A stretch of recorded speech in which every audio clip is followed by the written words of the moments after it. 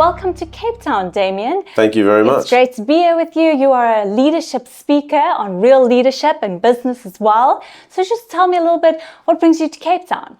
Well, I'm actually here for my company group annual conference, which we have people all around the world who work for the company group, and we rotate it every year, and this year it's in Cape Town, so it's really lovely to be here. Wow, that's amazing. The whole team comes down to Cape Town. That's from quite all an over the achievement. world, yeah, from Australia, Philippines, parts of South Africa. Very cool. So tell me a little bit about your story. How did you get here that you can bring your whole team to Cape Town on a conference? I'm an entrepreneur. I have built a small empire of 4 businesses, and I have worked out that the smartest way to run that business is to have your workforce dispersed globally, ideally working from home and online. So our office is the online space. And so that's where we are now. We have, as I said, 4 different businesses, very different businesses as well. And we have a corporate headquarters too. Before I became an entrepreneur, I was actually an army officer in the Australian Army. I did that for 14 years. And then I left the army and I started my own business. Like most entrepreneurs, it's the spare bedroom of my house. And then I grew it from there. And that was 14 years ago. Been many challenges along the way, but very instructional. And now I love to share my lessons that I've learned and to mentor others to do the same. Great. So then, Daimien, just tell us a little bit about your new book, Real Leadership. I know you said you were in the army and now you have businesses. So how have you kind of translated that everything into real leadership? Yeah, I chose the name Real Leadership because I think there's a lot of literature out there that's actually not really leadership. It's about management. There's some sort of academic, fluffy stuff, I would call it, that's not real. I had my first leadership position when I was 13 years old in the school cadets, and I went to the Australian Army Officer College, Royal Military College Duntroon, and I went there when I was 18 years old, and I had my first real command of soldiers when I was 20 years old, and I was in charge of 30 soldiers. I deployed overseas with the military to the East Timor and Iraq conflicts, and real leadership on the ground is very, very different to a lot of this academic stuff, and I don't think anyone's out there talking about it. I think there's a lot of people who have got doctorates that they wrote and they did research and things like that. But I'm pretty certain I could grab any one of those professors and put them in the field in charge of a group of people in a hostile environment, and they would crumble within seconds. And real leadership, for me, I'm very passionate about it. I'm very passionate about teaching it. I think that there's a huge demand for people to actually learn what real leadership is. No, I definitely agree with you, Daimien. And what would you say to someone who says you are either born a leader or you're not born a leader, you just wake up one day and you're a leader? That's a great question. I certainly don't think anyone's born a leader. You could probably argue to a small degree there might be some DNA in your blood, but I don't think so. I think it has to do with the environment that you're brought up in and the role models around you. And that's how we learn as children, really. We learn by osmosis. We learn by the role models around us. But if you weren't lucky enough to be in that environment, to have good role models around you, you can still learn it. Just because you don't see yourself as a leader now doesn't mean you can't be a leader. It's actually not that difficult to do, and it's just a series of skills that you must master, and then you too can be an effective leader. Some of the best leaders that I've ever met are introverts as well. So I think there's a popular misconception that you have to be extroverted to be a good leader. I don't think that's true at all. No, I think you've really just debunked a lot of myths what people have around leadership and the fact that, you just need to be a great leader. And then, Daimien, just why would you say someone does need to be a good business leader, specifically in business? Why should you be a good leader? I think it's critical to be a good leader. You show me any successful organisation and I'll show you a good leader at the head of it. A bad leader can destroy an organisation within months. I think it's important first that we understand what leadership actually is when we talk about this. And, the simple definition of leadership, it's to get people to follow you willingly, not because they have to, but because they want to, because they're inspired, because they believe that you care for them. They're inspired by your example. They're inspired by the vision and plan that you have for the organisation. And they know that you've got their back. And they know whenever they've needed you to support them, you've supported them. And so therefore, in turn, they want to support you. A good leader understands that, and a good leader who practices real leadership is out on the ground talking to their people, supporting their people, helping their people, and painting a vision of where the organisation's going and also where that individual is going within that organisation, so that they feel motivated about their future and want to work hard for the organisation. There's a lot of people out there who think they're great leaders, a lot of general managers and CEOs, but if you actually look at their retention in their company, they've got a very high turnover. You show me a high turnover, I'll show you a bad leader. I think that's the first combat indicator, as we used to say in the military, of where you've got a leadership problem is when people are leaving. I think that's one of the things that is overlooked, and often when we measure the effectiveness of a leader, there are actually some quantifiable ways that we can measure the effectiveness of the leader, and one of those is certainly the retention rate of that organisation. And I've certainly in my past worked for people who I know thought they were very good leaders, but they were horrible leaders, and they relied almost entirely on their authority, and they were bullies. And generally where you have someone who is relying on their authority and is a bully in trying to force people to do things, that person is a weak leader. But the good news is that person can be fixed as well, if they just are willing to sort of drop their ego and commit themselves to learning the art of leadership.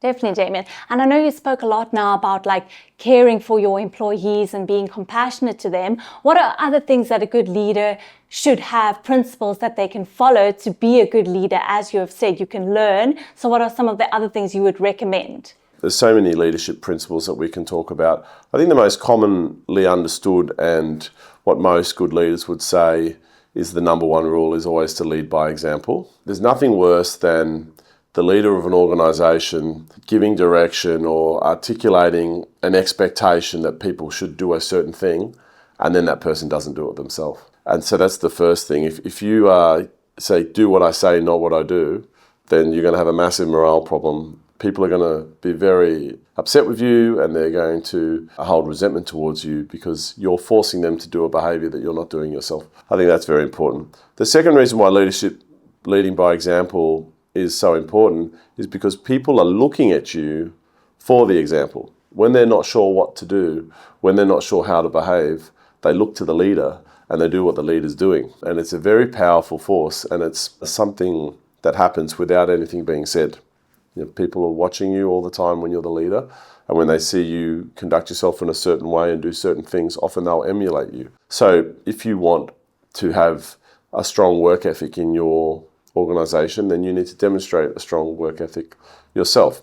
If you want to have certain values observed, then you need to observe those values too. No, definitely, I agree, Daimien. And then just also, Daimien, now we've spoken a lot about, being a great leader, and you are great in your business role. I know that you said you manage many businesses, and you've just got a new book out, and you are a leader of your business. How do you manage to manage time, and what would you kind of recommend to people regarding time management in general? I think the first thing I want to catch you on is saying, I've had many failures as a leader. There's been many times in the past where I've made mistakes and I've let people down. And at no stage would I ever say that I'm a great leader. I'm certainly better every day than I was the previous time. But there are people in my past, I'm sure, if they were watching this video, they'd say, hang on a second. And they would be, what about that time you did that? And to those people, I say, sorry. And, it's something that you have to learn. And leadership is one of those things. To come to your time management question, I think that one of the things that I've learned more and more in life is that there's a lot of focus on how we manage our money, but there's little or no focus on how we manage our time. And what's so critical about time management is that, we all get allocated the same number of hours every day. We all get 24 hours, 168 hours a week. By the way, that's a good sign of someone who's thought about time management when they know how many hours there are in the week. And how you use those hours is critical. So if you were to do a time budget and actually write down 168 hours, how many hours am I allocating to sleep? How many hours am I allocating to reading books to better myself? How many hours am I allocating to spending quality time with my loved ones?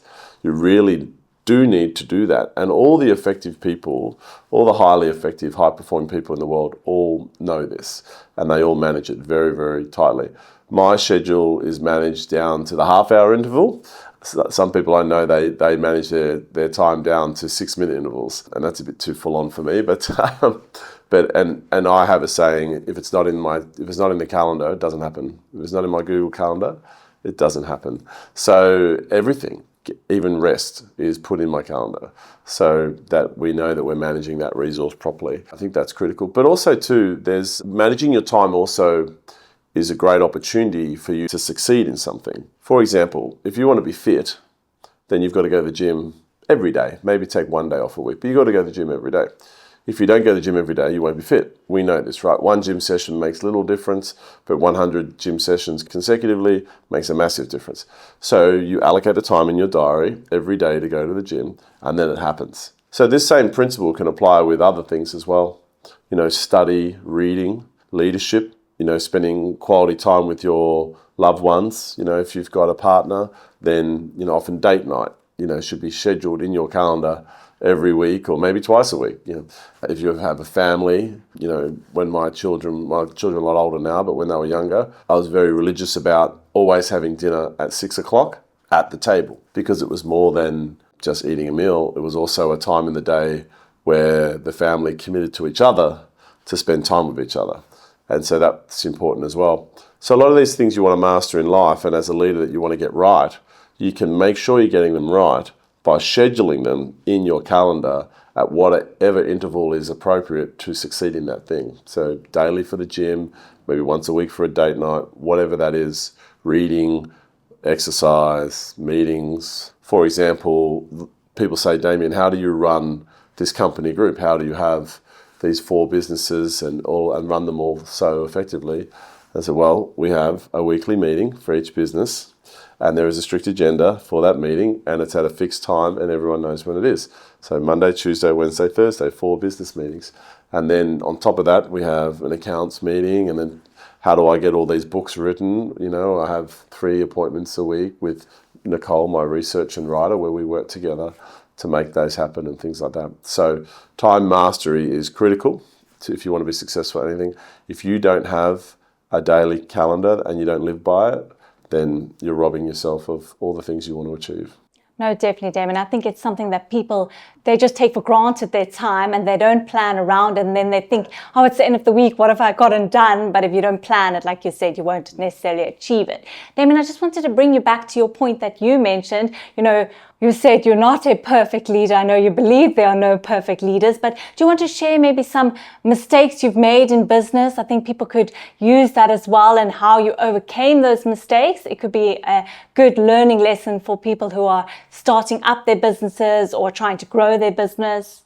Mistakes that I've made, so many.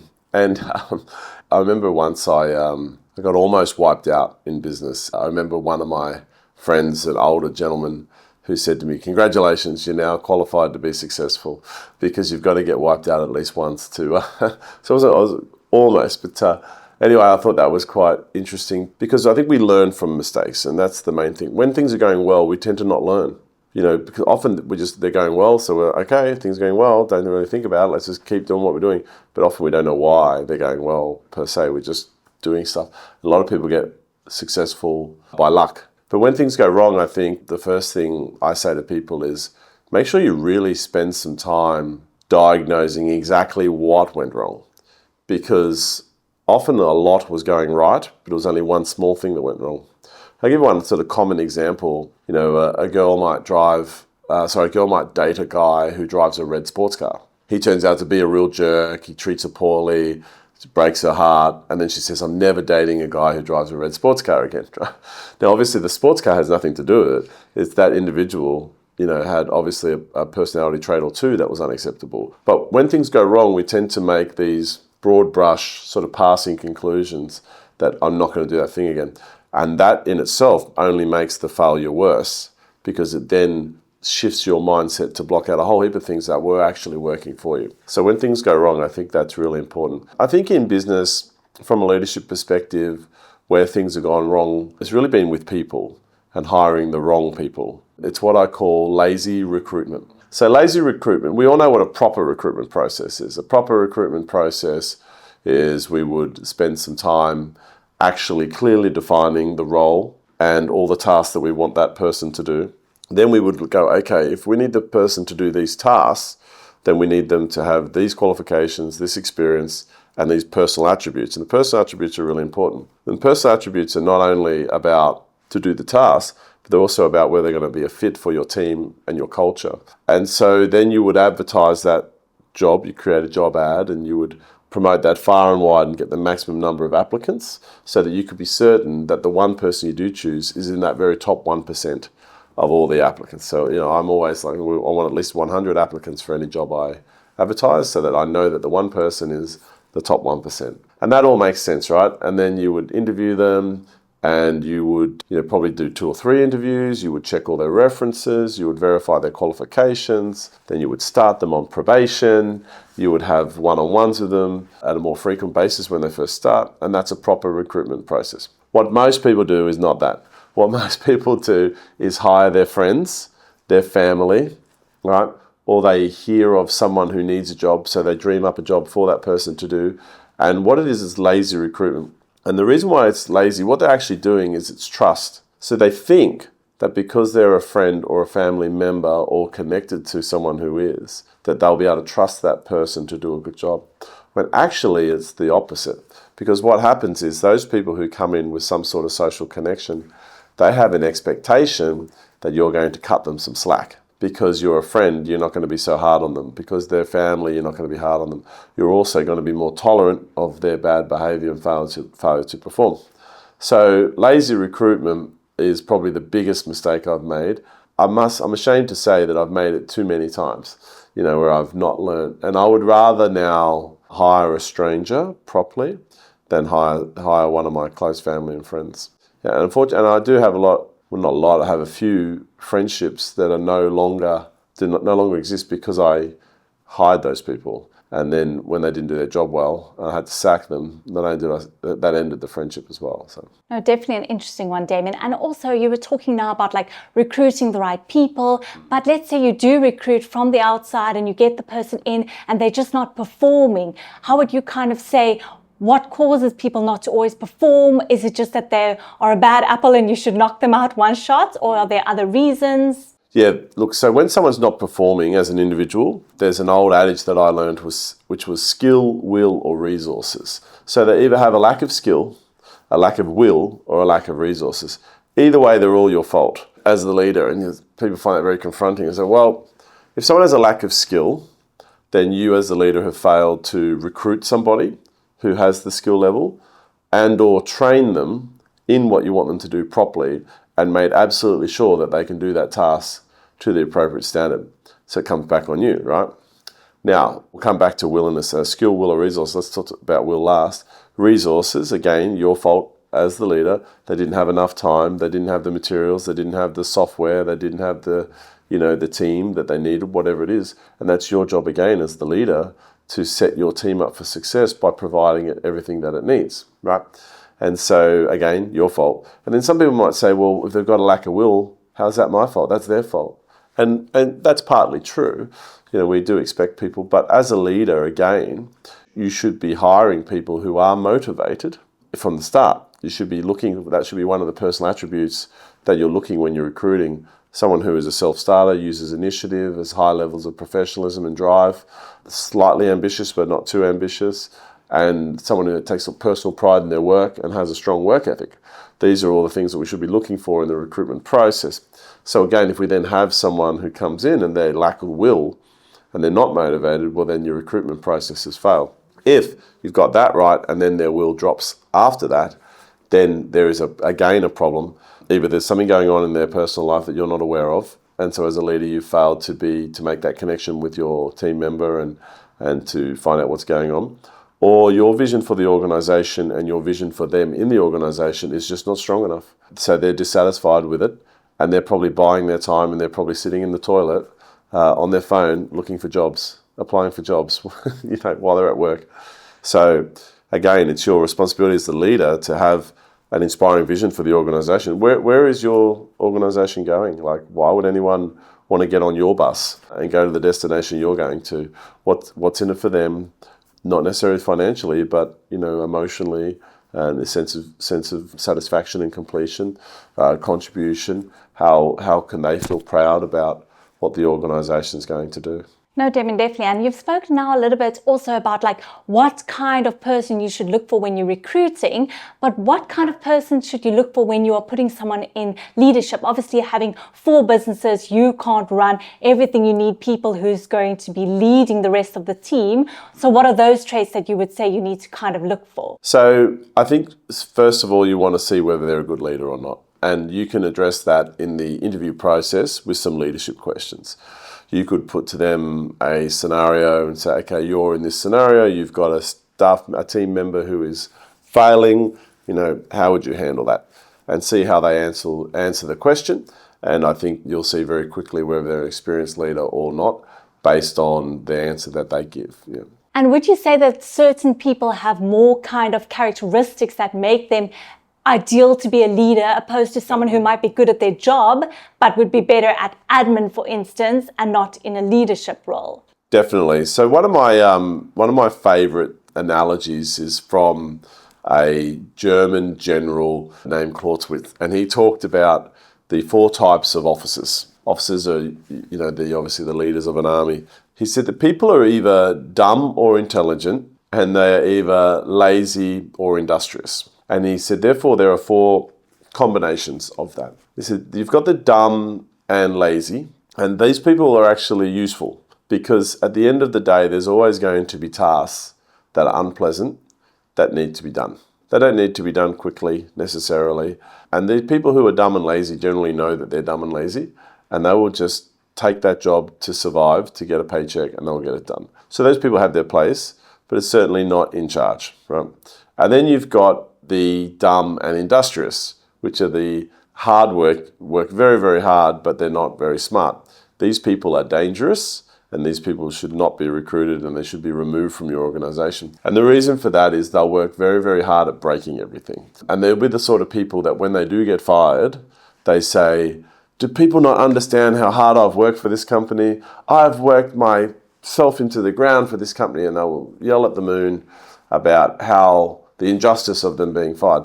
But the reason why they got fired was not their work ethic. The reason why they got fired is because they worked on the wrong things, and they weren't being smart enough about what they were doing. And therefore they were making problems, not solving them. And then you've got the smart people, right? So you got the smart and industrious. Now the smart and industrious actually do not make the best leaders. They make the best administrators. And the reason why they don't make the best leaders is because they expect everyone else to be as smart as them and to work as hard as them. When a smart and industrious person makes a plan, they make a plan based on their own abilities, and they expect everyone else to live up to those. And then they kind of start looking down at people who aren't as smart and industrious as they are. So that becomes a problem. Now, there's often very complex tasks in an organization that need to be done, and large volumes of them. And that's where these people come in as administrative managers, project managers, support managers, but not the leaders. And interestingly enough, the best leaders are the smart lazy. The word lazy is probably not necessarily used in the right way, but what they say here is a smart lazy leader will find the easiest way to get things done. And they will look at the objective and they'll go, okay, what's the easiest way to achieve this? Let's do that. And what's interesting in business is that's actually what you want, because each method of achieving something exhausts resources, and resources cost the business money. Whether it's manpower, paying a labor cost, or materials, or whatever it is you're doing, the smart industrious person will often go and look for the Rolls-Royce solution, with everything happening. And they won't be afraid of a bit of hard work because they're industrious, so they'll get it done. And then the whole thing will blow out. Whereas a smart lazy person will go, it might be easy just to outsource this particular task to someone else, right? And then what's the net result going to be? Oh, boom. Okay, great. Let's just do that. Let's get that company to do that and get it done. And let's move on. So the smart, lazy people are supposed to make the best leaders. Now, I think, for me personally, I think I'm a bit of a hybrid of smart, lazy, and smart, industrious. Maybe sometimes I'm dumb too, but I've certainly made some dumb decisions in my life. But I think if there's hard work to be done, and I can see the reason for it, I will work very hard to get that done. You know, if I just have to work hard to get it done, I'll do it. But generally speaking, my default is, yes, definitely the smart lazy. Let's just find the easiest way to do this. Very interesting. Wouldn't have necessarily thought of it that way if I didn't know as well. And then, Daimien, if I was placed in a position of leadership now, what would be some tips you could give me how I could be a better leader today, this week? What are things that I could incorporate into my daily role as a leader to be a better leader for my workforce? There's so many things, but to give you a couple of things straight away, the first thing is really take care of your people. If your people know that you care about them, they will care about you and they will work hard for you. So allocate time to actually go and talk to your people and say to them, ask them open questions. Say, tell me about you. Tell me what sort of person you are. Tell me what leadership you like to work under, what leadership you don't. Different people want to be led different ways. So ask them. So what do you like? What sort of leadership style do you work best under? Some might say to you, tell me what you want, then leave me the hell alone, right? And then other people might say, well, look, I'm not quite sure what I'm doing, so I don't want to let anyone down, so I need to know exactly what you want done. And if each day you could just tell me what you want done that day, and I'll do it. And if I also want to know, like if I don't know how to do something, I want to be able to ask, and things like that. So the only time you're going to work that out is if you actually go and speak to all your people, first of all, and ask them, how do you want to be led? You know, and then I would ask them about themselves and say, what sort of person are you? What challenges are you facing in your personal life right now? They don't have to answer, but most people will. And you say, what challenges are you facing in your personal life right now that I need to understand because it may or may not affect your work? And then they'll talk about that. And then when they share with you their problems, show empathy, you know, consider yourself. I think the best way to do it is think of if you were in their situation, how you would be feeling, and then say that to them. You say, wow, that must be really difficult for you at the moment. If I was in your situation, I would be really feeling the pressure. And that empathy really demonstrates to them that you are listening and that you care, and then says, anything I can do to support you, right? And then straight away. So just within a few questions, you can have every member of your team feeling like you care and feeling like that you've got their back. And then even say that. So I just want you to know I've got your back. Whatever you need, I've got your back. It makes such a big difference. And it's just some words. It's the thoughtfulness of asking, and some words will make a huge difference. And then from there, you really need to then look at what are you there? Why are you the leader? Why have you been appointed as the leader of that team? What is the team or organizational goal that you need to achieve? You know, what is the outcome you need to get? Okay. And once you're clear on what the outcome is, go and talk to your team, both collectively and one-on-one, and say, we've got a goal of achieving this outcome. What are your thoughts on how we could achieve that? You're not saying to them, I don't know what to do. Never say that. Say, I don't know what to do. Just say, we as a team have a goal of achieving this outcome. What are your thoughts on that, how we should do that? I have my own ideas, but I want to get everyone's input and make it the best plan possible. And if anyone came to you and said that, you'll be so pleased, wouldn't you? You'd be, oh, wow. But the thing you'll find is that as the leader, you don't have a monopoly on all the good ideas. And sometimes it's the most junior, quiet person in your team that's actually got the best solution. And so first of all, consult your team about what you need to do. And then go away, take all that and put it in together a plan, and then take command of the situation. So, okay, everybody, I've got everyone's input. This is the plan. This is what we are going to do. And people will follow you because they know they've had input. They'll acknowledge that you're the leader and they're not, but they'll feel like their input has had influence on the plan, and therefore they're going to be more motivated, right? So they know that you care about them first because you've taken the time. You've also sought their input, right? And then now you've got a plan and you're giving that plan. Everyone's going to follow you. And then once you give that plan, you really need to sell the outcome. Inspire everyone, say, this is going to be amazing when we get this done, and paint a vision to them of what's going to happen when this is done. We are going to get this done, team, and when we get this done, it's going to be amazing. We'll have a celebration. That's what we're here to do. Let's get it done. You know, and people will love that. So just simple stuff. And let me ask you a question. Do you need to be an introvert or an extrovert to do any of what I just said? No. No, you don't. No, you don't. No, you don't. You just need to talk to people the right way and ask them the right questions. Yeah. No, definitely, Daimien. And then, Daimien, I just wanted to bring you back. I know that your first leadership role was in the military. You know, you commanded at the young age of 20. What are some of the things you had to leave behind afterwards going into business, but also things that you've carried with you till now in your business? That's a really good question. A lot of people, I think, in the civilian world, someone from the military walks in and they cringe. Oh no, here he is, he's going to start barking orders and telling us all what to do and things like that. And what they want to say to that person is, this is not the military. Right? So that's the first thing, that if you're coming out of the military into the civilian world, that you need to understand is the civilian world is not the military. The military has extremely high standards, and the reason why it has those high standards is because it fights wars. And in a warfighting environment, failure to meet those standards can lead to a loss of life. Now, in the civilian world, there are still places where those standards are there, and that's where there is the same scenario, like could lead to a loss of life. So, for example, the aviation industry, when they're in the air flying, there is no mistakes mentality on the maintenance of aircraft and the flying of aircraft. That's still appropriate in that environment. If you go into a hospital, like in a surgical environment or things like that, again, no mistakes environment. But generally, if you're in a marketing company, it's okay. Chill out, you know. And so what happens is, I think you have to just make sure you reflect on, what personal standards are you applying to yourself and what are you expecting of others. So one classic is timeliness. In the military, they are ruthless about time, because if you're not ready for the attack when the attack starts, that can make the attack fail. So, and certainly in a civilian world, turning up to meetings on time and things like that is good professional courtesy. But it's not the end of the world if someone had to do something with their kids and that made them late for work, and they're normally on time, but not that day. It's not the end of the world. So we just need to scale back those expectations a bit. The other thing I think that you have to remember is that you're actually very privileged in the military to have served in the military. Because, for example, when I joined the military, I went to 18 months of full-time officer training, where I got paid a salary to train for 18 months. And then I went into an organisation that was purely always focused on training. They say in the military, either fighting wars or training for wars. That's it.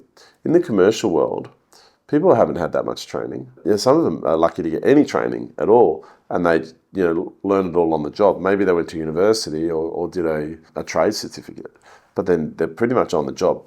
So often I have to remind myself a lot of the things that I take for granted, other people around me don't, because they haven't had the privilege of that training. And I think that's the other thing too. So adjust your expectations of the people around you is my message to people who are leaving the military coming forward. In terms of what to take with me and for them to take with them, is the military does a lot of things very well. One of the things that the military does very well, it does big well. It does scale. How do you have an organisation with, the Australian Army is about 30,000 strong. How do you do that? So the Defence Force is very good at career models, where they build career models for people, and you join and they say, congratulations, you are this trade, and here is your career model to follow. And you're at this rank and you do this course, then you get promoted, and when you're at this rank, you do these sorts of jobs, and then you do your next course, and it's very laid out. Civilian world's not like that. But I think it should be. I think that big corporations, big companies, even small companies have a real opportunity to create a career model for their staff and say, look, this is the career model you can follow. And if you stick with us, you'll move through it. There's your promotions, there's your pay rises, there's your future. The second thing I think that the military does really well is teams. And the military is built on teams of teams. The Australian Army, or any army, the basic building block of any army is what they call the rifle squad, right, or the rifle section, which in the Australian Army is about 8 guys. And I think the last time I worked out, there is 256 rifle sections in the Australian Army. And every single one of those rifle sections is organised exactly the same way. The section commander has done exactly the same courses, has the same rank, has about the same amount of experience. The section 2OC is about the same, and everything's the same. So that's the way they build, the way you build an army is through what they call capability bricks. And so 3 of these sections make a platoon, and 3 platoons make a company, and 4 companies make a battalion, and 3 battalions make a brigade, and that's the way they do it, right? So if you're trying to build a business or build an organisation, it's best to put people into teams, because the team leader is experienced, has been in the team for a while, knows how everything's done. The newest person is not expected to know everything. Often businesses make the mistake to hire someone and they throw that person out into the field on their own, and that person doesn't necessarily succeed because they're set up to fail. Whereas when you have teams and everyone's held accountable as a team, work together as a team, new people get time to find their feet, there's an opportunity for promotion because someone gets to be the team leader, etc., etc. People, by the way, perform much higher. The levels of productivity of an individual who's in a team is always much higher than an individual who's working on their own, because people will let themselves down every day, but they will not let their team down. So a great example is, if you go to the gym by yourself, you will miss, and no personal trainer or no gym training buddy, you'll miss sessions all the time. But when you have a personal trainer or a gym buddy, you don't want to let that person down, so you show up, right? And the same thing happens when you have people working in teams. They don't want to let the team down, so they work harder, they show up more. Yeah. Daimien, you spoke a lot about teams now, and how important teams are for organizations. And I think it's really good. Like, people are sometimes just put in positions and then just meant to do it without a team. And, that team spirit really helps. Can you tell us a bit about the importance of building teams and the process of forming a team, how it kind of works and how one should go about it and what you should expect? Is it just going to be great from the get-go, or how does it work? So I think there's a couple of things here. One thing I'll talk about is the forming, storming, norming, performing. The other thing I want to talk about is how, if you're a small business and you want to become a big business, how that works. So forming, storming, norming, performing, it's a great thing. But basically what it says is every time a new team is formed, okay, that starts the group dynamics process starts again. And a newly formed team will never be as effective as a team that's been together for several months, a couple of years, right? And there's a reason for that. So a team is formed, you basically reset the clock, you restart the process. And then you go into storming. And storming is the conflict. And this is where people aren't quite sure exactly whose job is what.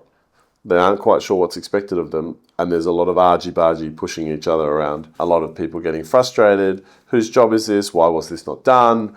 Etc., etc. And the team leader, a good leader, will navigate the storming process as fast as possible and be very mindful of that. So if you are put in charge of a team, your appointment puts that team into the storming phase straight away as well, because people are trying to work you out. Once you work all that out, all that conflict will resolve, and people will work out what their place is in the team, what's expected of them, whose job is to do what, and then you go into norming. And norming is where basically you would just achieve average results. Everyone's kind of just doing their thing. They're still new to it, but they know what their thing is within the role, within the team, and away they go.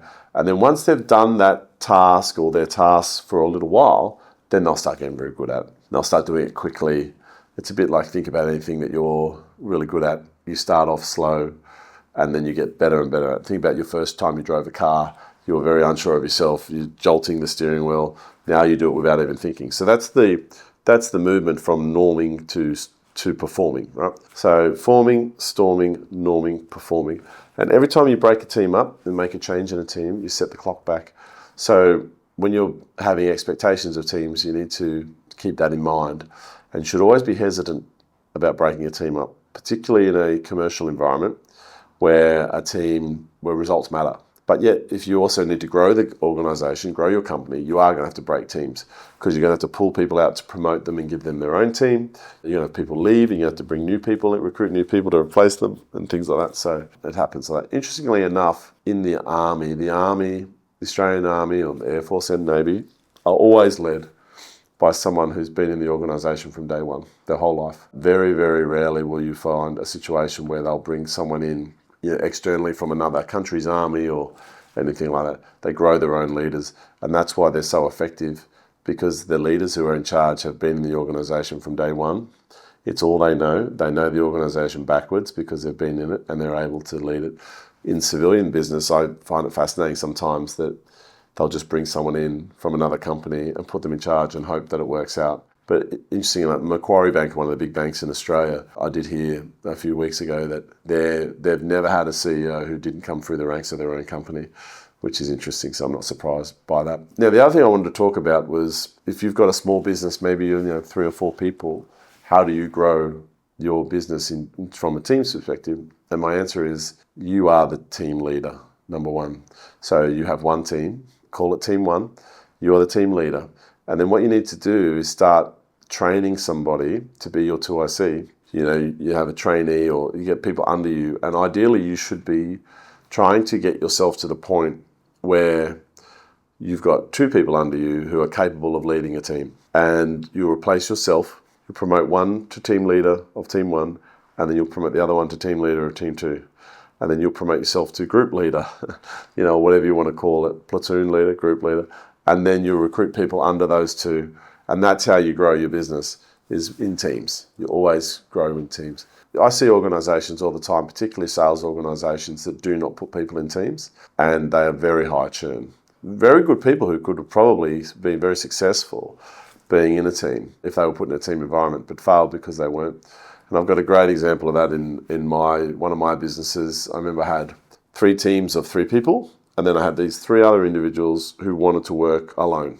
And they were like, no, I'll just do everything myself. In a 6-month period, the 3 teams of 3 sold heaps and did extremely well, every month consistently well, and retention was high, and the 3 individuals all failed.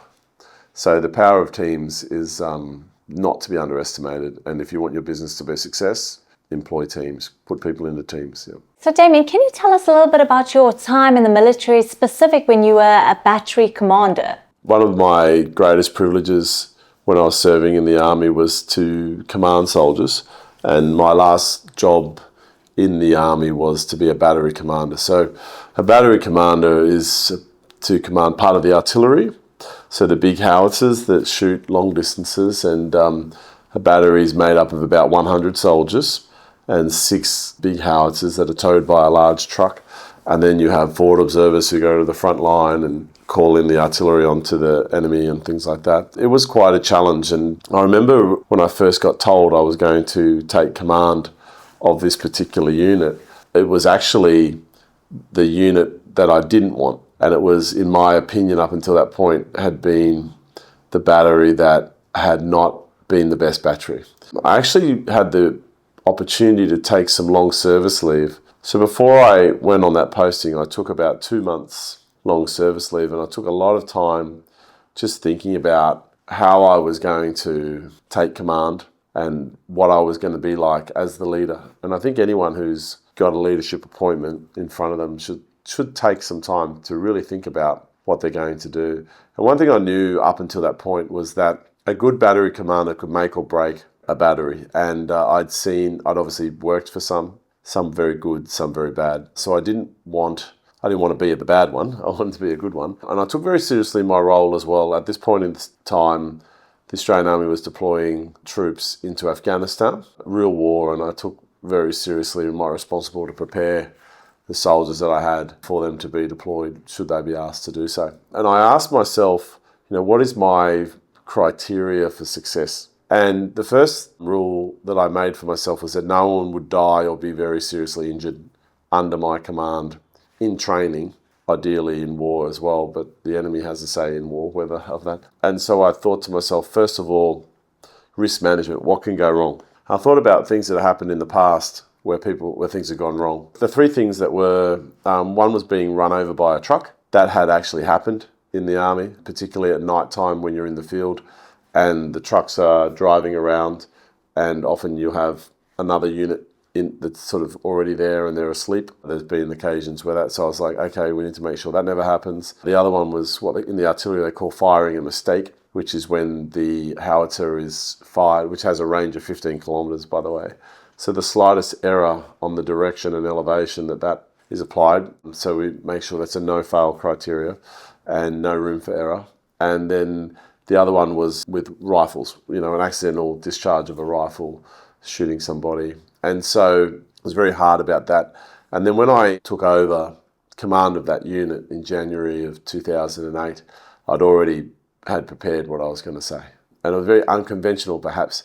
And I remember I had the battery assembled. I go out the front, and my opening words were something like this. Some people say that when you take command of an organisation, you should let it run for 3 to 6 months, see how it operates before you make any changes. And I said, I am not one of those people. And I said, I know exactly how a good battery is supposed to run, and we're going to run it that way from day one. I'm in command. I'm the battery commander, but I want you all to know that I respect and appreciate all of you, and we're all going to do this together. And then controversially, I said, I will not entertain anyone submitting their discharge or a transfer out of the unit for 6 months. And then someone said to me, you can't say that, sir. And I said, well, I just did. And I said, I will not entertain it. I will not support it. I said, I want you all to give me 6 months. After that 6 months, so on 1 July, I said, if anyone's still got any concerns and doesn't want to be here then I'll gladly sign your discharge, So I gave this opening speech, and then obviously there's a bit of apprehension about, okay, who is this guy and what's he doing? And then the first thing I did is I brought in a thing which I called BC Day, which is Battery Commanders Day. And on the first Monday of every month, we would do a theory test followed by some practical testing. And I had designed this theory test, which I called the Essential Knowledge Test, and it was everything that everyone needed to know without reference to notes. So, I used to say that you could remember it in the middle of the night, in the pouring rain, on the corner of 4 maps in the field, where you're not allowed to pull out your torch, you can't pull out a notebook, it has to be in your head. And my criteria for this was anything relating to safety, anything relating to the core performance of our duty, which was to fire the artillery accurately and safely, and then also the morale and pride in the unit, which is a little bit of battery history. And it was a very proud battery that had a long history. So I brought this test in, and it's a really great story, actually. First of all, there was massive opposition to me making people do this test. I had some of my senior soldiers saying, sir, you cannot make them do this. And I said, why not? And I said, what policy is there that says I can't? And they said, well, they've already been assessed. And I said, well, Sergeant Major, if they've already been assessed, they should all pass the first time around. So anyway, this test was conducted, and 50% of the battery failed the test. And I did the test myself. I sat there in the middle, led by example, sat in the middle of the room, did the test as well. And interestingly enough, I did get one question wrong because it was off, the answer box was off to the side and I missed it. But as my own test, so a bit embarrassing. But I did the test myself, and half the battery failed. And at this point in time, it was cool to fail. People were joking about it. And then I said, right, everyone who failed, you will come back at 1600 hours, which was the knockoff time. You'll come back every day and retest until you pass. Not only that, your immediate supervisor will be there too. And then whoever assessed the test, they had to sign off on it as well. And so then it was no longer funny, and people were hating me at this stage. And one of my mentors that I used to follow, he said, keep it up until the bitching turns to bragging. So at this point in time, I just kept that in mind. And so I made them do this test again and again and again. By the 4th day, the last 2 people passed, and everyone now was able to remember all this information. And then it was at 5 o'clock, I was sitting at my desk and someone knocked on my door. It was a bombardier. I won't say his name to protect him. Yeah, the bombardier is a junior rank. It's like 2 stripes. It's probably about 3 levels down from where I was as the battery commander. And this guy knocked on my door. I said, yes, bombardier. And he said, sir, he saluted me. And I said, what is it, bombardier? And it's very unusual. Like, you should not come to my office at all. And he said, sir, I just wanted to thank you. He goes, up until this point in my life, I was convinced that I was a dumb swear word. And he said, but today, for the first time in my life, I got over 90% in a test. And I've got you to thank for that. And because you kicked my butt and didn't give up on me and didn't let me give up on myself. And I'm on top of the world. And thank you, sir. And he saluted me and he left. And I almost had a little tear in my eye because I thought, wow, there's something powerful going on here. Come back to that saying, keep it up until the bitching turns to boasting. What then started to happen is that my guys started to win everything. They started doing extremely well in any way that they were tested. When we went to the field, they were the fastest. They didn't make mistakes. And the level of morale lifted because everyone knew that they were good, not through some phony, egotistical, we're the best kind of, but because of a real measured, objective test. I even encouraged my soldiers when I said, listen, when you're in the mess and the soldiers from the other battery are there, ask them questions from the test and challenge them to ask you questions. and watch what happens. And then there's the School of Artillery, and whenever there was a promotion course, every battery in the army would send some soldiers to be on that course. And if I sent anyone from my battery, they would be the top 3 students on the course. And so word started getting around and morale went through the roof. By 1 July, no one wanted to leave because we were the best. We were really good. And I had one soldier, he came and knocked on my door, and he knocked on my door and he said, "Sir," he goes, "I don't want to leave, but I joined the army to become a carpenter. Army recruiting lied to me. They said I could come to artillery and do carpentry, just be here for a few years. I've been here for 8 years and I really want to go. And I've done what you said. I've done the 6 months. I've been a good soldier. Will you please support my transfer?" And I said to him, "Come here." And I signed it straight there on the spot. I said, "Mate, I'm so sorry." And he said, "No, sir, it's been wonderful, but this is what I want to do, and I can't be in the army forever, and I have to think about my family and what I'm going to do when I leave, and I'll be more useful as a carpenter than a gunner in the civilian world." And I said, okay. So he left. In the 2 years that I was in command, we only had 2 people leave, him, and the other one was a psych discharge who was unfortunately not well mentally, and we initiated that, and we actually had him discharged because he didn't want to go, but he wasn't fit to fight. So very few organisations can say that of 100 people, that in 2 years you only had 2 people leave, and one of which was against his will. So I think that's a 0.5% loss rate, which is it's 1% per year. So very, very proud of that result. And what was interesting about that, and this is the moral of the story, is for all leaders, is don't be afraid to set and demand high standards of your people, because they will hate you at first, but they'll respect you and appreciate you for it later when they win everything and when they're really good. Everyone wants to be on that winning sporting team. Everyone wants to be on the winning team. And when you see like a sporting team win the grand final and you see the players, they're all celebrating with the coach. They love the coach. They throw the ice bucket over the coach and they're all holding the coach up because they know without the coach, they couldn't have done it. And I'm sure if you go back to the start, there'll be lots of occasions where all of those players would have had run-ins with the coach, would have had conflict with the coach, but the coach got them all there and was a hard taskmaster and got them there. And I think that's the one lesson that I would share about when you're in charge. Don't be afraid to be a hard taskmaster. Don't be afraid to set a high standard, but do it with the best intentions, right? And as I said, you're the leader. Your job is to get the mission done. What's the mission? Whatever it is your organisation does, whether it makes paper clips or whether it's an artillery unit in the army, whatever it does, make sure it does it well to the best possible standard. No, very interesting, Daimien, and a great story to back it up and to prove how it works. So, Daimien, you were talking a lot now about your time when you were commanding, but can you tell us a little bit more about how it is to be leader and just leadership in general when you're actually in war and fighting in war, and how it is to be in a position of leadership then? Yeah, so I deployed to East Timor and Iraq with the army. First thing I want to say is that I'm no war hero, and I know some, and I'm not one of them.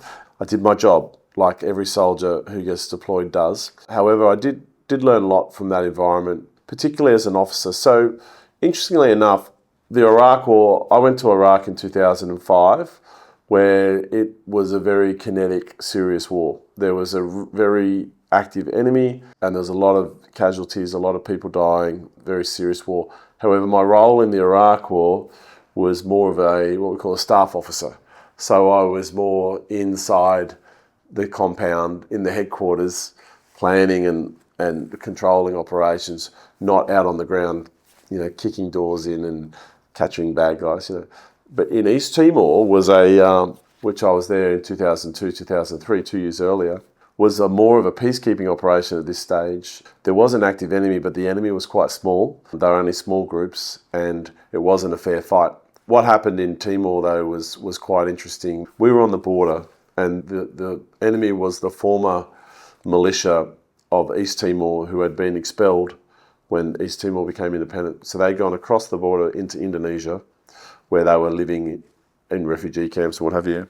And they were coming back across the border and launching raids and trying to disrupt the new country of East Timor, and our job was to stop them. Now, I originally went over there as a civil military affairs team leader, which is actually a very cool job. And your job is just to move around and meet all the civilian stakeholders, the local priests, the local village chiefs, the local police and everything. And I actually got attached to the Fijian company. We had a company from the Fiji Army under our command, and I was attached to them. It was a relatively peaceful, uneventful 3 months, so much so that I was even just carrying a pistol. My assault rifle I left in the command post under guard because I didn't need it. And then I went on mid-tour leave, and when I got back from mid-tour leave, I landed in Dili Airport, and my commander, my battery commander, he was waiting for me, and I was surprised to see him. And I said, "Sir, what's going on?" And he said, "There's been an ambush. A bus has been ambushed in your AO. There's a militia group, active militia group. They have killed a few people, robbed everyone else, and they've run off into the forest. And there's currently a battalion operation to kill or capture that enemy. And you are needed back there immediately." And I was in shock, and I said, "Sir, is this a joke?" And he goes, "It's no joke, let's go." So that's what happened, and we got on that helicopter and we flew straight back, and we landed in the FOB, as they call it, Forward Operating Base. The commanding officer of the battalion was there, and he's giving orders and briefing, and I just couldn't believe it. I was like, this was like peaceful, nothing happening. And then he goes, "Patterson, I'm regrouping you to the battalion quick reaction force." And the thing was, I was the Australian Army officer in that area, and he trusted me. And so I went from having cups of tea with village chiefs to being on the very first helicopter that would go and land every time the enemy got sighted as we're trying to chase them down. And it was quite adrenaline rushing. So whilst it was a big fight, the first helicopter load was my team. It was 4 of us and a civilian interpreter. Then we had a section of infantry, there's 9 of them. And then we had a dog, a German Shepherd track attack dog with its handler. And they ripped all the seats out of the Black Hawk. We were all crammed in like sardines. And that was what we would do. So whilst it was an unfair fight on a big scale, we now know that there was 8 of them. It was an unfair fight on a big scale. My patrol versus those guys, we had a few more than them, but not much more than them. And it was 15 of us and a German Shepherd. And that was our mission. And I remember just at the time thinking, wow, like this is, and everyone was looking to me. What I realized was that courage sometimes is not optional. And when I reflect on it now, I think this is actually quite stupid what we're doing. we're like, okay, so there's 8 people with guns, and we're going to get in a helicopter with no planning and just go and land on top of them and try and find, kill or capture them. Good plan. So anyway, that was our orders, and that's what we did. And so I had to lead by example. Literally, the words like "follow me" literally came out of my mouth several times because we were moving. Because it was quick reaction, there was no real time. It was like just like helicopters coming, get on the helicopter now, load everyone on. I remember even one mission we got in the helicopter took off, and they put a crew member hands a helmet to me that has the microphone and speakers in it. And the pilot says, "Where do you want to go?" And I said, "I don't know yet." And I said, "Fly out to the ocean." So he flew out to the ocean, and I said, "Okay, what do you know?" And he told me what he had heard over the radio. And we had a location of the enemy, and it was 1 o'clock in the morning. And so I'm looking with like at my red torch. And then I said, "Okay, fly down the river and then land us with about 500 meters short of the village. But I don't want to be in the middle of the village because I want to come into the village as quietly as possible. So they'll know we're coming, but they won't know from where." Anyway, and then all he could find was a pebble island in the middle of the river because the rest of it was all jungle. So we landed literally in the middle of a river.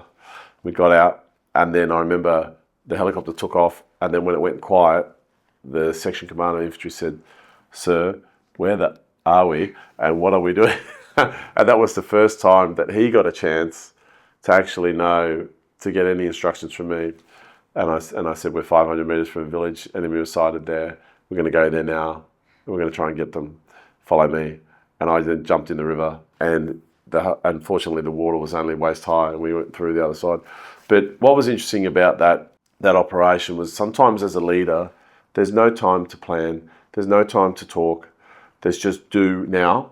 And this is why it's so important that you are supremely competent in whatever it is you're doing, because sometimes the situation is going to be so dire or so serious that you just have to say, follow me.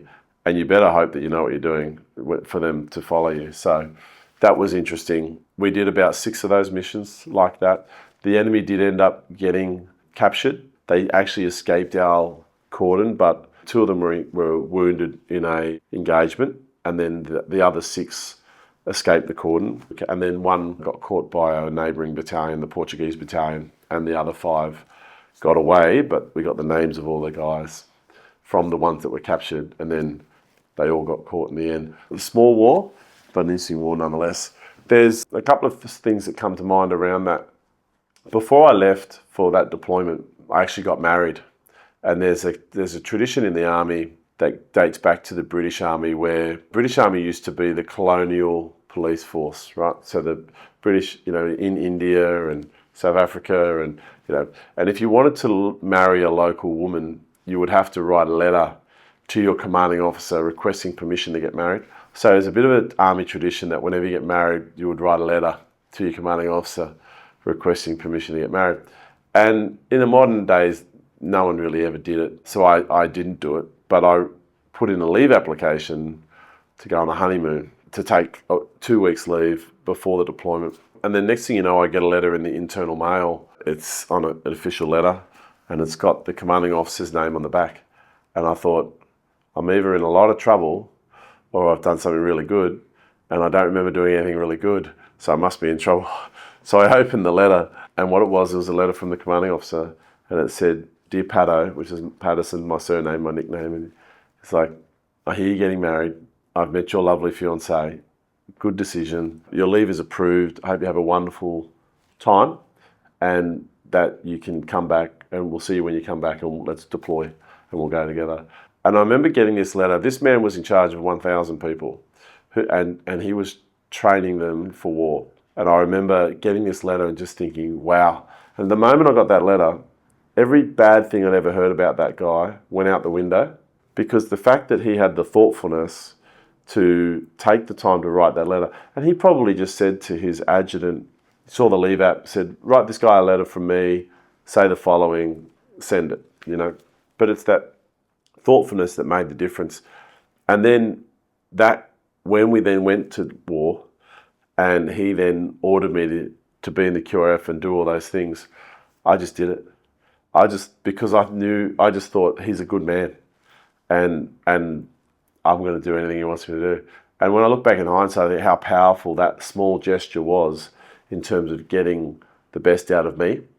And so that's one of the lessons that I teach people, is about these small gestures go a long way when it comes to leadership and when it comes to getting the best out of people. Just showing them that you actually do care about them, and that you're aware of what's going on in their life, and you're supporting them. And so that was one of the interesting stories. So when we then went to that, that active combat sort of situation, that paid a dividend down the track. The other thing that I think, the lesson that I learned about conflict, and when you're in a hostile situation, whether you're in war or whether you're in a commercial situation, or maybe your relationship, your marriage is gone, or maybe your business is failing, or anything hostile, is I learned this from one of my mentors, is called the one question, And it says, when everything's going to hell, what you do is just ask yourself, what is the one thing that I can do right now that will best improve my situation? Then shut up and do it. Answer that question, stop thinking, and execute. And then once that's done, stop, ask yourself the question again, what's the next thing that will have the biggest impact on my situation? And then shut up and do it. What happens when people get into hostile situations or things are falling apart? They tend to get overwhelmed, and they tend to be the deer in the headlights and freeze and not do anything, and the situation gets worse and worse. But no matter what it is, if you ask yourself that one question and do it, and then repeat, you will dig yourself out of that situation. It's so, so true. And there's something cathartic about taking action on a problem. When you have a problem, if you're taking action on it, that problem doesn't bother you as much as when it's just nothing being done. And often every solution is just a series of little solutions all, combined together. So just break it down, and you can only do one thing at a time anyway, so break it down. So maybe your relationship's falling apart. So you ask, what's the one thing I could do right now that will have a positive impact on this relationship? And then just do it. And it might be a kind gesture, without any expectation of anything in return. And then you just keep going. Maybe it's an apology. Maybe it's have that difficult conversation. Maybe it's pick up the phone and make some sales.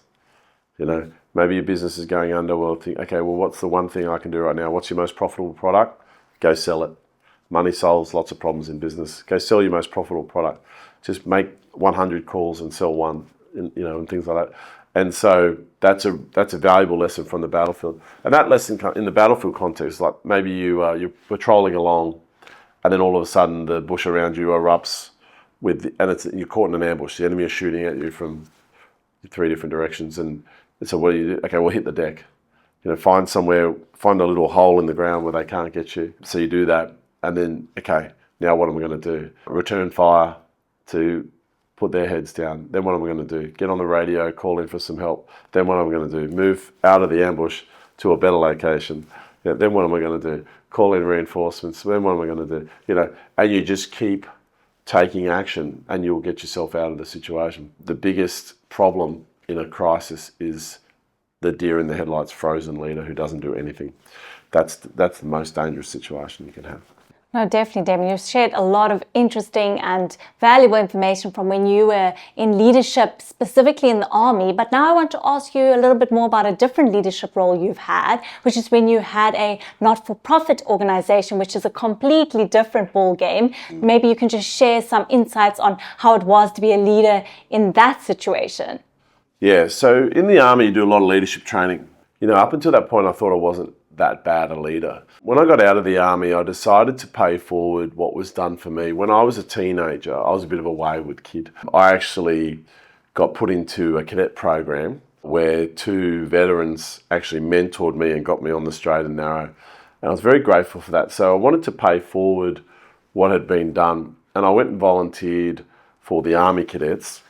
And what I realised was that the Army Cadets at that point in time, that organisation was in a lot of trouble and it wasn't very good. So I thought what I might do instead is start my own little sort of military scouts type organisation at a local level.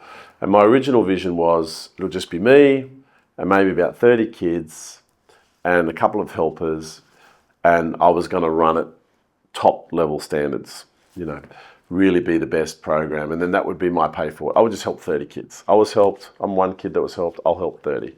So I started working on my concept of what I was going to do, and I ended up calling it the Military Cadets. And I went to see if I could register the name. I couldn't believe it was still available, so I registered it. I had a formula that would be, we would have, all of our instructors would be ex-military, and then we'd have volunteers who were non-military who wanted to help adults. And so I got very clear on my vision. And what I learned in this organisation, though, was about real leadership. There's an element, it's easier to lead when you have authority. When you start a not-for-profit organisation with all volunteers, you have nothing but inspiration to lead with. People don't get paid. When people don't get paid and you have no authority over them, they can walk at any minute. That's when you really learn to be a leader. And I think if anyone wants to be a better leader, the not-for-profit sector is a great place to hone your leadership skills because, as I said, there's no authority and there's no pay. So people are there because they want to be, and if you're a jerk and you have no vision, they're not going to follow you. So I remember the first night that we ran, I came up with my concept and I found a spot, and it was in Sandgate, a suburb of Brisbane. I remember the first night only 2 people turned up and 2 kids turned up, and I was like, word of mouth is not enough. So anyway, so get those 2 kids. And then I thought, okay, what's the one thing I can do to fix this situation? I thought, I'll get on the phone to the schools in the area and see if I can address the school assembly. And so on the Monday morning, I did exactly that. And then that week I spoke to 2 school assemblies, the local private school and the local high school. And I thought, how am I going to get these kids to want to be in this program? And then I thought, well, what do the kids want? And the kids want to do the fun stuff, So I remember I got up on school assembly and I said, right, who here would like to go camping? And a few hands went up. I said, who here would like to learn survival skills, like Bear Grylls in the jungle, live off the land and things like that. And a few more hands come up. I said, who here just wants to shoot a gun? And then all these other hands come up. And I said, who wants to go parachuting? And a few hands, more hands come up. I said, right, if you're interested, I'm Daimien Patterson. I've started the military cadets. We meet every Friday night. I'll be waiting at the back door of the hall when assembly's over. Grab one of these flyers and bring mum and dad down on Friday night for an information. And then that night, that next Friday, there was 60 people in the room.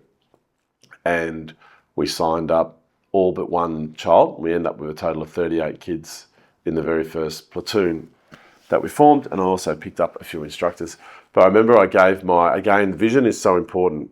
And I gave my speech and I said, hello, everybody. I'm Daimien Patterson. I was once a wayward teenager. I then got put straight. I then joined the military and I'm starting the military cadets. And the military cadets is going to be tough on your child. If your child deserves a kick in the ass, we're going to give them one.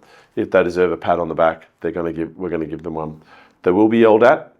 They will be tired, wet, hungry, but they'll learn more about themselves than they'll ever learn from school. And they will become self-disciplined and they'll have pride in themselves and they'll be very successful in life as a result. And I said, that is what this is. If any of you want your child to be mollycoddled or treated like, you don't want any of that to happen to your child, then the scouts are on Wednesday nights at 6:30 and they're just down the road. And then the whole room went silent after I had my little speech and I was just in shock and I thought, I think I've gone too far here. And then after that, all the parents started lining up, shaking my hand one by one, saying, this is exactly what we need in the community. Thank you very much for doing this. And all but one signed up. And the one that signed up, the parent, let's just say that you can tell often when a kid has problems, it's got a lot to do with the parent. And this parent was just not a very inspiring character. Anyway, that organisation went on within 3 years, grew with a 100% volunteer workforce to 70 adult volunteers in 7 units and over 400 kids across those 7 units. I ended up getting a nomination for Australian of the Year for that, which I was very proud of, very honoured. I didn't win, obviously, but it was always wondered how that happens. And then I also got approached to run boot camps by the government, the state government, to run boot camps for kids as well. And that ended up becoming something else later as well. But the point about leadership is if you want to learn about leadership, go lead volunteers. And that's when you'll realise the key elements. They must know that you care about them. You must take an interest in every one of them. They must know that you care about them. You must support them however you can and they in turn will support you. But most importantly, you must have a clear vision for the organisation that you're building about where you're going. And then you've got to give them a piece of that puzzle and you've got to paint a vision of success for them within the organisation's success.